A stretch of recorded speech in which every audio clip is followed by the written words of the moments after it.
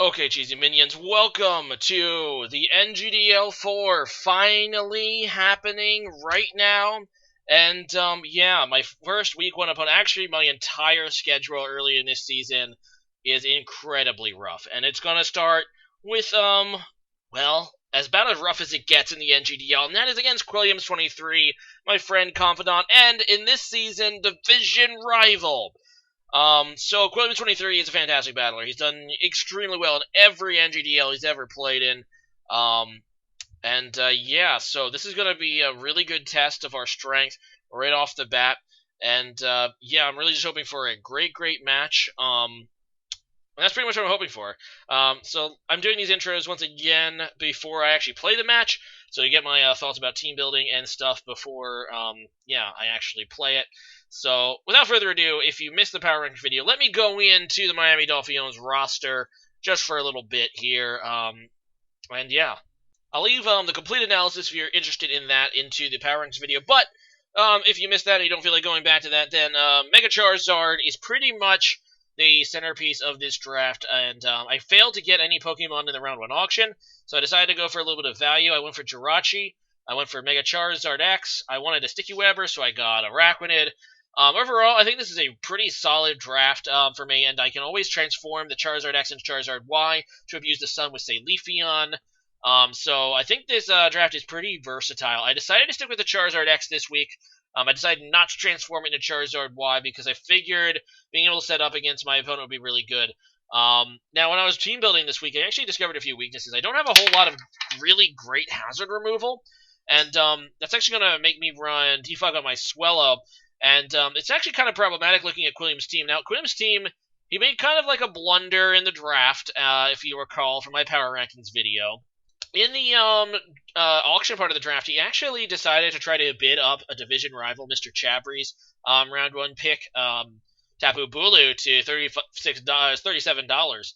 Just, you know, he can pay a little bit more for it, but I should say, Tapu Chabry, playing the 4D chess that he did, he just said, you know what, you can have it. So, actually, this is really good for me in week 1, because now he has another Fire Week Pokemon against my Mega Charizard. And he doesn't even want this Tapu Bulu, and he's probably just going to transact it after the first week. But in the meantime, he has it, because you can't make a transaction prior to week 1. So this is actually benefits me, because it makes his team a little bit fire weak. He has the Slowking, he has the Noivern, he has the thick fat Miltank. Infernape, he has that as well, but Infernape isn't really that bulky, neither is Noivern. So this actually really benefits Mega Charizard. But one thing that you're going to notice, and the strength of this team, at least, you know, from the perspective that I have right now, is he has really strong priority in Scizor and Infernape. And that's going to be a problem. Even my Swellow, who can outspeed his entire team. This is a really threatening draft. Even Tapu Bulu, I kind of figure he's going to bring this week, is going to be a problem. Mega Scizor is probably a given. Raikou's probably a given. Miltank, I mean, that thing is super bulky. In fact, I really want to bring Passimian because of that, to hit it with a stab.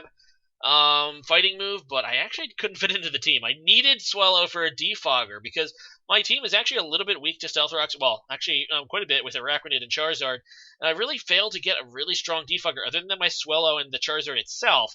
So that's going to actually be a problem that I'm going to be looking into. But in the meantime, a Pokemon that's really fast and frail like Swellow is not going to actually be as useful as I think it will. I decided to bring it just for the defog. But I actually locked into a lead eventually, so it's going to be, I'm going to definitely lead with it. It's going to be Focus Sashed, and that's how I'm going to try to do it. So I'm actually going to bring Jirachi with a Normalium Z, and this is going to be the Happy Hour Jirachi. Got to go for that Rainbow Boost when you can. Charizard is going to be pretty standard. It's going to be a bit bulky with Roost. I'm hoping to have the opportunity to roost up against this thing. The Miltank is going to be a huge problem, because I really have nothing at all that I'm bringing that can actually deal with this. I just need to wither it down. I'm hoping maybe the Toxic I'm bringing on the Araquanid can do that if he doesn't have the, what's that move? Milk Drink? No, Milk Drink is the healing move. You guys don't know what I'm talking about. Heal Bell? It has something like that, but yeah, so it could do that, but it's obviously going to be really bulky. The other major thing, and this is weird, is the Infernape. So the Infernape, actually, yeah, going to this match, the Infernape and the Miltank are my biggest concerns.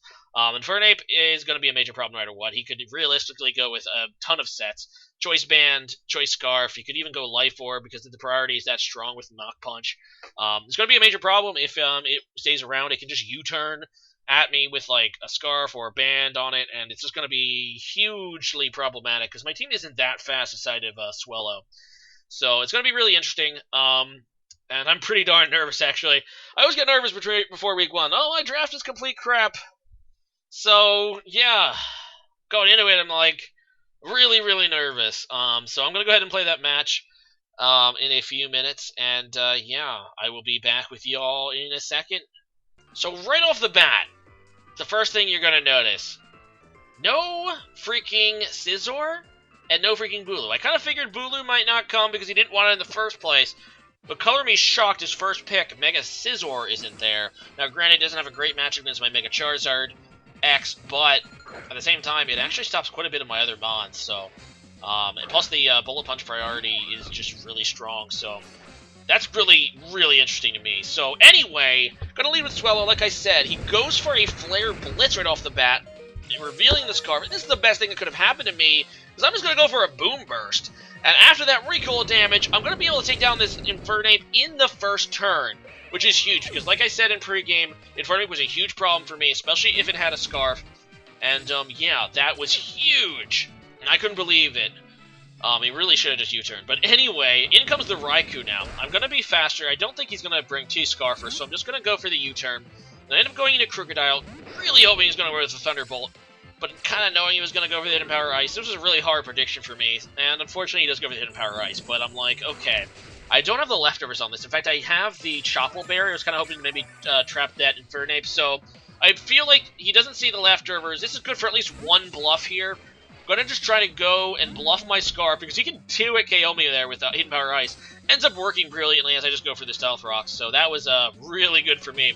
But he's going to go to Miltank, which I really can't do much against. And I'm really looking at his team has to be his, like, Stealth Rocker. So I kind of know he's going to go for that. I go into my Swellow.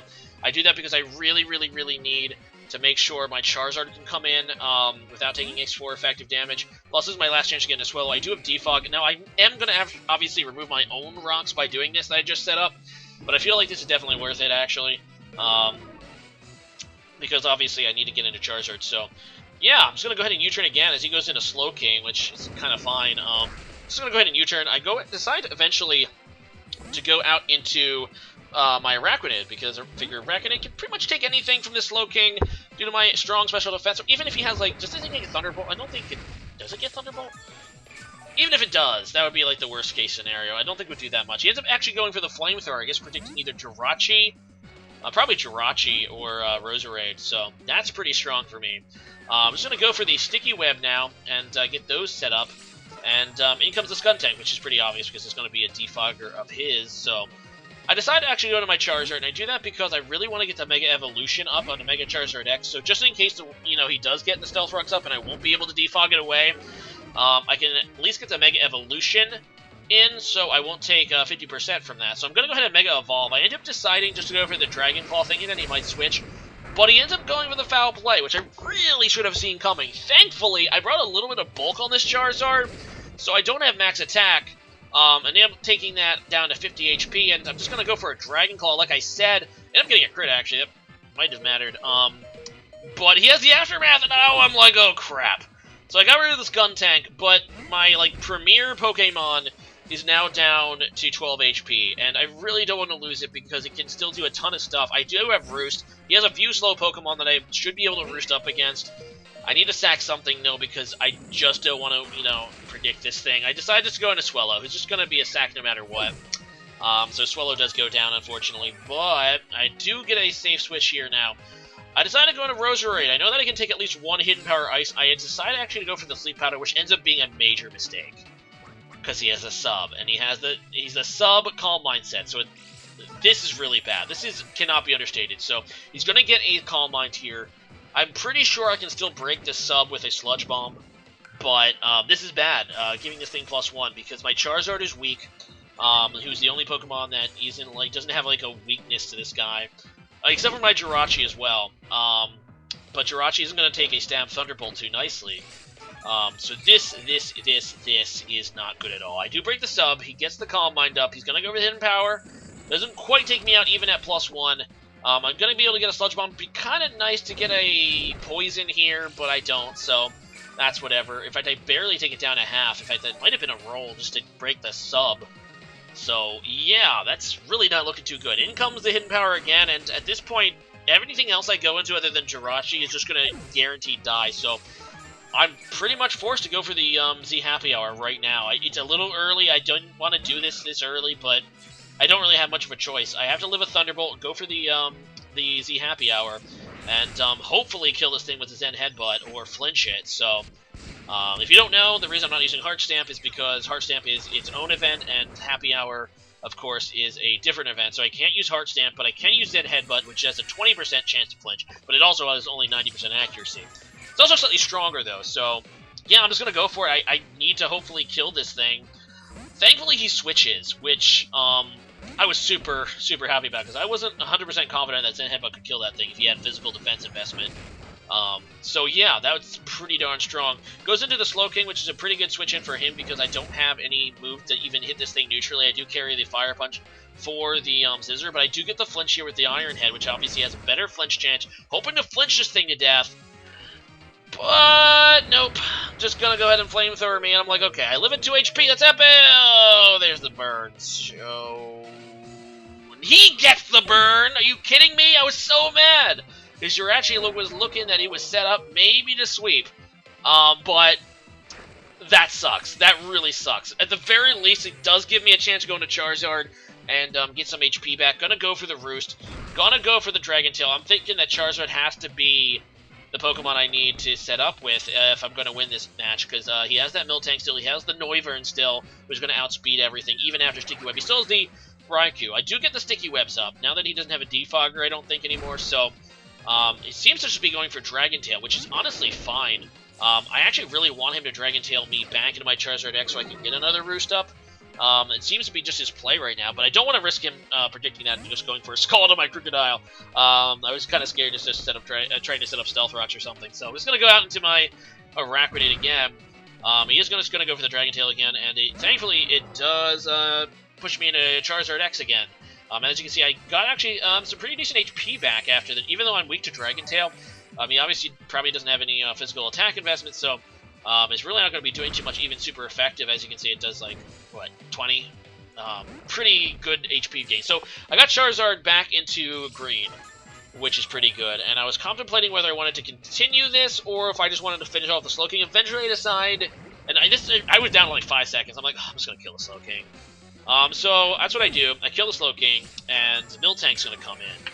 And now I have, like, kind of a big problem. I'm thinking about, I decided to go for the Toxic. I know he's probably just going to go for the Stealth Rocks, which will obviously hurt my Charizard 25% when it comes in again. I don't have another way to get rid of the rocks because my Swellow is dead. But getting this thing Toxic Poison is huge because this thing can just take hits. If he's physically bulky, even at like +2, I'm not going to be able to do that much to it with Mega Charizard X. So I really just want to be able to wither this thing down. I know that it has Stealth Rock, so it probably doesn't have a way to heal status, but it might. Who knows? Either way, he's going to go for the Earthquake, which is really interesting. He was predicting Charizard X to come in there. Thankfully, I didn't. I decided just to go for the Liquidation. Ended up getting the Fence Drop as well. So here I'm like, okay, does he want to sack off Miltank? I mean, Miltank's been a major game changer for him. I don't think he really wants to let it die, so I'm just going to go for the Toxic on the Switch, hoping to catch the Noivern. But no, he ends up just going for the Earthquake again, so it looks like he's just going to sack off the Miltank to me. He just wants to avoid Charizard coming in, which is a really smart play, actually, because if my Charizard is able to come in here, set up a Dragon Dance against the Miltank, then obviously I could be faster than Noivern, and it would be really problematic for him. So, really smart play, just going for that Earthquake to ensure that I can't go into my Charizard. Yeah, I'm just going to go ahead and kill him now, and down it goes. So, the tank is down, so that's good. Anyway, Munch on some leftovers, and in comes the frickin' Noivern, named Skep of all things, and I'm like, okay, if it specs, it can probably kill me in one hit. If not, I think I can take one. Let's just go for a Liquidation to get some damage on this guy. Gonna go for that Hurricane, and it nearly kills me. I thought this was specs damage at first, but he ends up saying it's Modest Scarf. So that's pretty interesting. But he is locked into Hurricane, which has, like, what, 75% accuracy, something like that? I just need a miss. I need a miss. Don't get it this time. But pretty much this thing is going to be able to be strong enough to kill my Mega Charizard after the Stealth Rocks and my Crocodile. I just need a miss. A single miss from Hurricane. Come on, he can't possibly hit 4 times in a row with Hurricane, can he? Just need one. Just need one! Yes! My friends, there is the Hurricane miss. That's what you get for burning me with freaking Flamethrower. 10% chance. There's the miss.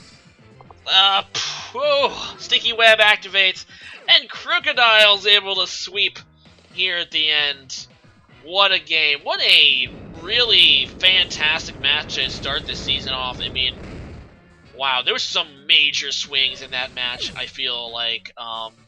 It went from like, oh crap, yeah, right in the beginning I take care of the Infernape first turn. I'm like, yeah, I have the upper hand. And then, the Raikou comes in, sets up like freaking Calm Minds and Smetty, and I'm like, oh no, I'm gonna lose. And then I go into my Jirachi, and it looks like I'm gonna win again. And then the burn, and then the miss, and it just so many turns. It was just a roller coaster ride from start to finish. Wow, what a match! Great game there, Quilliams 23.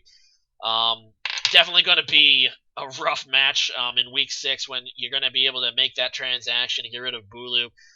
Super afraid. I need to make a transaction too myself, but feels really good just to get a win in the start of the season. And honestly, like I said, getting that momentum early in the season is huge in draft leagues. So, especially when you have such a hard schedule coming up. I have MrChabry, who has a stronger draft than anyone, and I have Visuali in Week 3, who has freaking Arceus, the champ plus Arceus. Ridiculous. I have no idea what I'm going to do for that, but yeah, we won, and that's amazing. So I'm sure you've seen the new Sword and Shield trailer by now. So I'm just going to go ahead and ask a couple of questions today on that in a row, probably. My first one has to do with Dynamaxing, which seems to be the new mechanic similar to Mega Evolution and Z moves that they're going to be pushing in this generation. It appears to be, from what we know of it right now, is you're going to be able to power up at a Pokemon and increase its stats, make it freaking huge for 3 turns, and it also will transform moves a la Z moves. Personally, I'm kind of scared about this. The Z moves are already pretty broken. I'm really hoping. I mean, this might actually, break the camel's back. It'll be really interesting how this plays out. Whether you can actually Dynamax every Pokemon or not. I mean, I think it seemed to be implied that you can, which is interesting. But I'm really wondering how it'll balance it, because it seems to be like stat boost and for 3 turns, and all of your moves are like boosted for 3 turns. And if you could use up more than one Z move in a match, it would be pretty broken. Especially if they had, like, mega stats. So, it'll be really interesting how they balance this one out. I'm kind of hoping that they have, it takes, like, a turn of setup, because if it doesn't, or, I mean, either that or the boosts are really overstated. Because this could be really broken if it has, if it has even good stat gains, and the moves are powered up even, like, to half what a Z move is. This could actually be a really broken mechanic. I'm really going to we're going to have to really take a look and see how they balance this thing. But, yeah, leave a comment about what you think about Dynamaxing so far. Do you have any concerns with it? Do you think it's a cool feature? Etc. And, yeah, Dolphiones 1-0. And, yeah, I'm just going to sign off now. I'm ecstatic, and I'm still feeling the high. So, yeah, thanks for watching, and hopefully we'll be able to continue our streak against MrChabry Week 2. Alright, see y'all later. Bye.